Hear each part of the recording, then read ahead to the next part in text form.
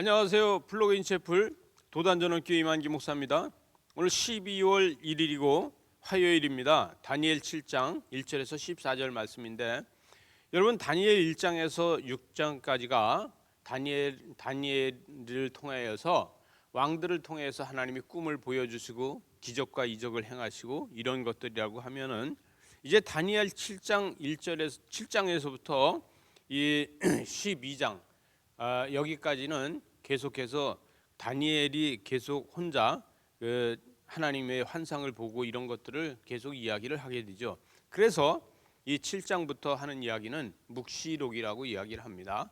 그래서 다니엘이 계속해서 환상을 보고 꿈을 꾸고 이런 것들을 이야기를 하게 돼요. 오늘도 다니엘 7장에서 1절에서 14절 말씀에서 어저께는 메대와 바사에 대해서 나왔는데, 오늘은 다시 바벨론 벨사살 왕에 대해서 나오고 있는데, 그것도 벨사살 왕의 원년에 있었던 일이라는 거예요. 여러분, 벨사살 원년에 그때 당시에 침상에서 꿈을 꾼 거, 환상을 본 거에 대해서 이야기를 하고 있습니다.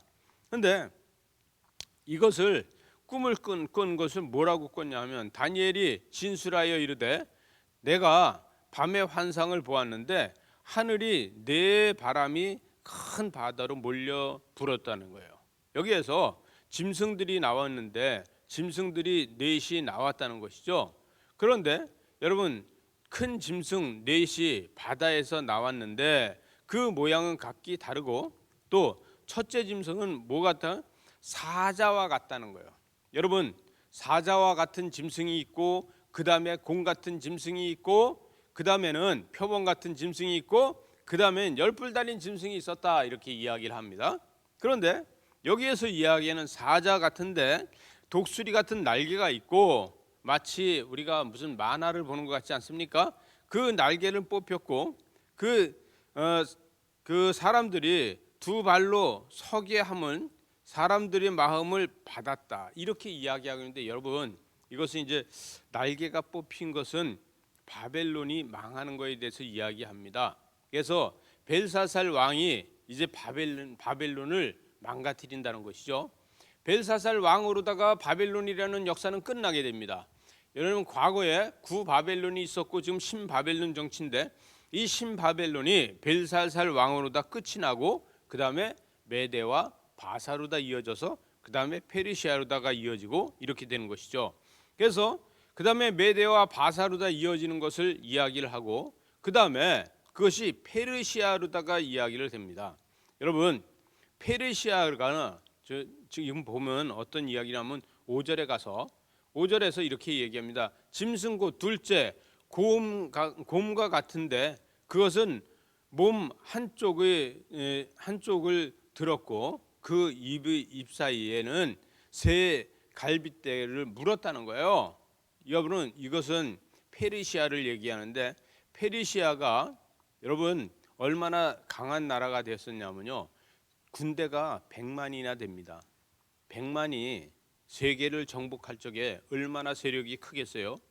그런데 그 세력이 큰 그 군대를 갖다가 이기는 게 있다는 거예요. 6절에 가서 보니까 또 본즉 다른 짐승 곧 표범과 같은 것이 있는데, 여러분, 그 표범 같은 있는데 등에는 새의 날개 넷이 있고, 이렇게 이야기합니다. 이거는 여러분 알렉산더를 이야기합니다. 여러분, 알렉산더의 말을 타고서 전쟁을 하러 나가는 거에 그림에서 보게 되면 알렉산더 뒤에 날개가 있는 걸 본 적이 있지 않습니까? 바로 이것을 표현하는 거죠. 헬라 제국이 전 세계를 제패하는 것을 이야기하고 있고요. 그 다음에 넷째 환상이 나오는데, 내가 밤에 환상을 보았는데 이 7절에 가서 보니까 넷째 짐승은 무섭고 놀라우며 이렇게 하고 있어요. 이거는 로마를 얘기합니다. 로마가 이제 세계를 다시 제패하는 것에 대해서 이야기를 하고 있는 것입니다.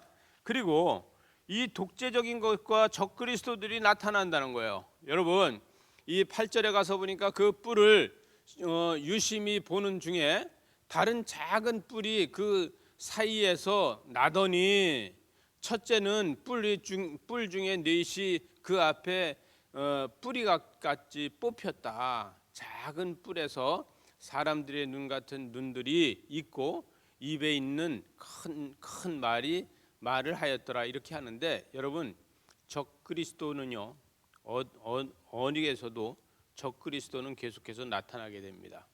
여러분, 벨사살이 이렇게 보는 이 꿈, 벨사살이 보는 것은 하나님의 살아계심을 나타내고 보여주는데, 미련함은요, 아무리 하나님을 보여줘도 모른다는 거예요. 여러분, 간섭하시는 하나님은요, 구원하기 위해서 간섭하시고, 징벌하시는 하나님은 사랑하기 때문에 징벌하는 걸 믿으십니까?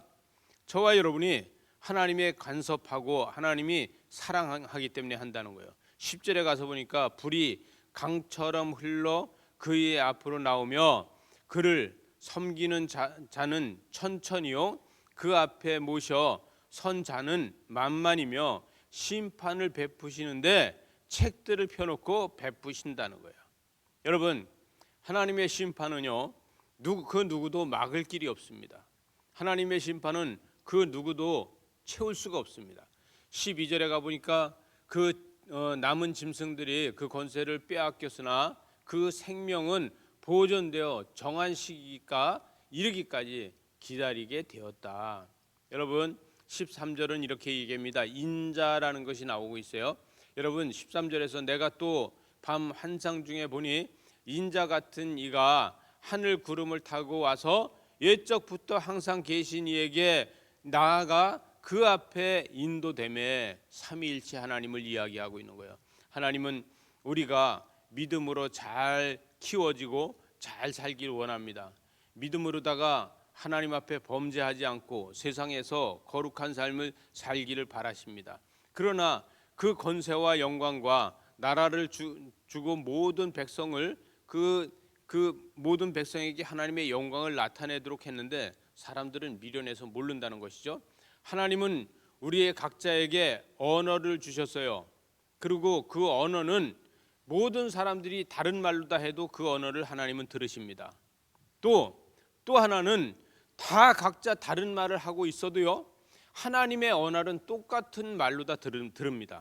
여러분, 아프리카 말을 하든지 미국 말을 하든지 한국말을 하든지 하나님께서는 그 말을 들으시고, 또 하나님의 말씀은요, 한 가지 언어로 다 한다고 해도 아프리카 말을 하는 사람도 듣고 영어를 하는 사람도 듣고 한국말을 하는 사람도 그 말을 들을 수 있다는 거예요.